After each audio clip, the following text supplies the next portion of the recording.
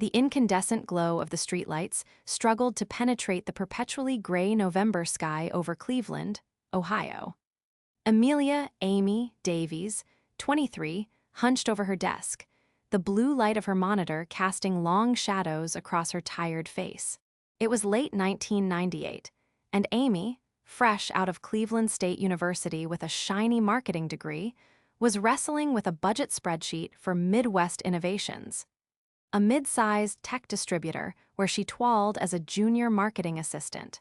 Her apartment in Tremont, barely large enough for a twin bed and a precariously stacked tower of textbooks, echoed with the distant rumble of the -90. The faint smell of stale coffee and desperation clung to the air. Her '92 Honda Civic, perpetually on its last breath, was parked precariously on the street below, a testament to her financial reality. Life was a grind. Every dollar was accounted for, every late night a necessity. Her parents, John and Mary, salt-of-the-earth blue-collar workers, did their best, but their own struggles meant Amy was largely on her own. She didn't mind. She was ambitious, driven, fueled by a quiet belief that hard work would eventually pay off. Her dreams were modest but potent. A career she could be proud of, a comfortable life, perhaps a small house with a garden someday. Dreams that felt impossibly distant as she stared at the flashing red numbers on her spreadsheet, indicating yet another expenditure exceeding its allocation. Then the world tilted. Early 1999. The persistent fatigue, the unexplained weight loss, the swollen glands she'd initially dismissed as stress. Doctors' appointments led to tests, then more tests. The sterile white walls of University Hospital's Cleveland Medical Center became a familiar, unwelcome backdrop. The words, when they finally came, felt like a physical blow. Stage II Hodgkin's lymphoma. Cancer. The sound of it echoed in her ears, stealing the air from her lungs. Her carefully constructed world, built on ambition and hard work, imploded. Chemotherapy began, a relentless assault on her body and spirit. The nausea was constant, the fatigue bone-deep. Her vibrant brown hair, once her pride, fell out in clumps, leaving her scalp tender and exposed. Wigs became a necessity, a flimsy disguise against the harsh reality of her illness. She tried to maintain a semblance of normalcy, dragging herself to work whenever she could. But the demands of her job, once a source of purpose, now felt like an insurmountable mountain. Her colleagues offered hesitant, sympathetic glances. Her parents were a rock, their worry palpable, but their love a warm blanket against the cold dread. Yet, in the quiet moments, fear gnawed at her. Fear of the unknown, fear of the pain, fear of what this meant for her future. Her dreams, once so clear, now shimmered with the painful uncertainty of a mirage. The true moment of her humiliation arrived that Thanksgiving, 1999. It was held at her Aunt Carol's sprawling, impeccably decorated home in Shaker Heights, a place that always felt a million miles away from Amy's Tremont reality. Ronnie, Veronica Sterling, her older cousin by 5 years, was Aunt Carol's daughter. Ronnie, with her perfectly coiffed blonde hair, designer clothes, and air of effortless superiority, was the family's golden child. She'd married David, a slick real estate developer who'd struck it rich in the booming late '90s market, and together they lived a life of manicured lawns, luxury cars, and exclusive country club memberships. Amy, gaunt and pale beneath her carefully chosen wig, clung to the periphery of the lively gathering, trying to appear engaged, normal. She nursed a glass of sparkling cider, her stomach still queasy from her last chemo session. The rich smells of roasting turkey and pumpkin pie, usually comforting, now threatened to overwhelm her. She just wanted to get through the day, to offer a polite smile, and retreat to the sanctuary of her sparse apartment. But Ronnie, ever perceptive to weakness, saw her. She descended like a perfectly manicured hawk, a predatory smile playing on her lips. "Amy, darling, so glad you could make it," she cooed, her voice a little too loud, drawing attention.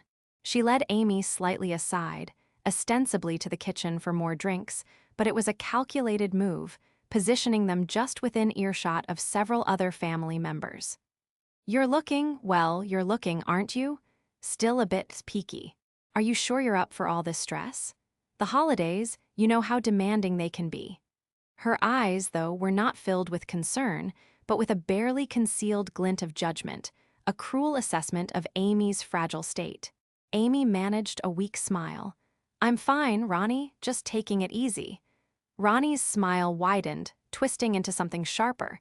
She leaned in conspiratorially, though her voice still carried. "I heard Midwest Innovations is looking to streamline. Times are changing, you know, the tech market can be so volatile. Wouldn't want your condition to hold them back, would we? Such a shame, all those big dreams you had for your career. Guess some things just aren't meant to be, especially when life throws such curveballs." She paused, letting the implication hang heavy in the air that Amy's illness was not just a challenge, but a definitive end to her ambitions, a mark of her inherent weakness. She continued, oblivious to the way Amy's knuckles had whitened around her glass. "David and I were just talking about maybe expanding our portfolio, an event space in Florida. You know, for people who can handle the pressure, who thrive in demanding environments. It's all about resilience, isn't it? Some people just have it, others have to manage with what they're given." Her gaze swept over Amy's slight frame, lingering on the scarf artfully tied to conceal her baldness. A dismissive flick of her eyes that communicated Amy was not among the resilient. Aunt Carol, passing by, gave a nervous cough but said nothing. Cousin Margaret offered a sympathetic but ultimately passive glance. No one intervened. Amy felt a cold dread settle in her stomach, followed by a burning wave of shame and impotent rage. Ronnie's words were a venomous cocktail of pity and contempt, designed to cut her to the bone, to remind her of her vulnerability, her perceived failure. Her dreams, her future, her very strength, all dismissed, mocked, and declared null and void in front of her family. Amy managed a strangled, "If you'll excuse me," and retreated, escaping to the privacy of Aunt Carol's ornate, unused guest bathroom. She locked the door, and the fragile composure she'd maintained shattered. Tears streamed down her face, hot and stinging, not just for the cancer that ravaged her body, but for the soul-crushing humiliation inflicted by her own cousin. The words replayed in her mind, a relentless loop of Ronnie's cruel laughter, her dismissive tone. "Some things just aren't meant to be. People who can handle the pressure." She slumped against the tiled wall, the exquisite wallpaper blurring through her tears. Despair, thick and suffocating, threatened to consume her. Was Ronnie right? Was this it? Was her life destined to be one of perpetual struggle, overshadowed by illness and financial precarity, while Ronnie glided effortlessly through hers? The thought was unbearable. But then, amidst the despair, a spark ignited. A fierce, cold resolve born from the ashes of her humiliation. Ronnie's words, intended to break her, instead forged something unbreakable within her. "She thinks I'm finished," Amy whispered to her reflection in the gilded mirror, her voice hoarse but firm. "She thinks this is my end. I'll show her. I'll show all of them. Not just that I'll survive, but that I'll thrive." The tears still flowed, but they were no longer tears of defeat, but of a quiet, steel-hard determination. Her revenge wouldn't be loud or violent. It would be silent, undeniable, and utterly devastating. Her own undeniable success, witnessed by Ronnie. The path ahead was clear, though daunting. First, beat cancer. Every session of chemotherapy, every moment of nausea, every weary step would be a battle fought not just for her life, but for her future, for the promise of proving Ronnie wrong. She committed herself with a renewed ferocity. She followed every medical directive, researched every nutritional strategy, and sought out support groups where she found solace and strength in shared experiences. Her parents, seeing the newfound fire in her eyes, redoubled their support, their belief in her unwavering. As she slowly, painfully, recovered through 2000, she began to lay the groundwork for her secret plan. The digital revolution was nascent, a hum beneath the surface of the corporate world. While many established professionals were still grappling with email and basic websites, Amy saw a vast, untapped frontier: internet marketing. It was new, less understood by the traditional marketing gurus, and ripe with opportunities for those willing to learn and innovate. It was her hidden advantage, a field that Ronnie, with her old money sensibilities and event planning superficiality, would likely dismiss as nerdy or not real business. She used her recovery time, the weeks and months of forced rest, to immerse herself. She bought every book she could find on HTML, web analytics, early search engine optimization, SEO, and digital advertising. She devoured industry publications, subscribed to niche email newsletters, and even enrolled in nascent online courses, a relatively new concept in the early 2000s, but perfect for her situation. She spent countless hours in front of her clunky desktop computer, often late into the night, teaching herself code, dissecting marketing campaigns, and analyzing website traffic patterns. She was building a new skill set, brick by painstaking brick, sacrificing social life, sleep, and casual leisure. Her apartment, once a symbol of her struggles, became a clandestine laboratory of ambition. By late 2000, declared cancer-free, Amy was ready. She didn't return to Midwest innovations. Instead, she sought a new path, one that aligned with her newly acquired expertise. She landed an entry-level position as a web marketing coordinator at Nexalink Solutions, a small, agile tech startup tucked away in a refurbished warehouse near the Flats in downtown Cleveland. The pay wasn't stellar, but the opportunity was immense. The company was hungry, experimental, and open to her ideas. Amy thrived. She implemented innovative email campaigns that quadrupled client engagement. She optimized websites, sending organic traffic soaring. She demonstrated an innate understanding of the evolving digital landscape, a sharp contrast to the slow-moving corporate giants. Her work ethic was legendary. She often arrived before dawn and left long after dusk, fueled by determination and the quiet memory of Ronnie's sneering face. Her colleagues respected her, her superiors promoted her. By 2002, she was managing a small team, her salary steadily increasing, her confidence blossoming. Her personal life also began to flourish. She bought a sleek, modern condo in Ohio City, within walking distance of vibrant markets and cafes. Her '92 Civic was replaced by a reliable, professional Toyota Camry. She started dating Michael, an architect with a kind smile and a shared love for the city's evolving landscape. Life was good, hard-earned, and brimming with the quiet satisfaction of self-made success. Meanwhile, Ronnie's life, once a gleaming facade, began to show cracks. David's real estate ventures, initially lucrative, started to falter. The dot-com bust of the early 2000s had ripple effects, and by 2000 and Forminus 2005, the market was slowing significantly. His once Midas touch seemed to have evaporated, replaced by mounting debts and increasingly desperate investments. Ronnie, still coasting on her part-time event planning, tried to maintain appearances, but the strain was visible around the edges of her carefully applied makeup. Her children, once doted upon with designer toys, now seemed to notice the subtle shift in their parents' moods. Amy saw Ronnie occasionally at family functions, but the dynamic had subtly changed. Ronnie still tried to subtly diminish Amy, but her jabs now lacked their former bite. "Still playing with those computers, Amy?" she'd ask, a forced chuckle in her voice. "That's nice. David says it's all about the tangible assets, you know. Real estate, that's where the money is." Amy would just smile, a genuine, serene smile that belied the years of silent toil. She didn't need to argue. Her growing success spoke for itself, though Ronnie seemed willfully blind to it. By 2003, Amy was headhunted by Apex Digital Strategies, a prominent regional advertising agency with a national client base. She became a senior digital strategist, managing multi-million-dollar campaigns for major brands. Her name began to appear in industry publications, her insights sought after. She traveled, spoke at conferences, and built an impeccable reputation. The girl who was supposed to be finished was now a formidable force in the marketing world. The true moment of her quiet vengeance arrived in 2006. Amy, now 31, had been tapped for a highly influential role. Director of Digital Marketing for Grand Lake Consumer Brands, a major regional corporation headquartered in Cleveland with national reach. It was a career pinnacle, a position of immense responsibility and power, overseeing a multifaceted digital strategy for a portfolio of household names.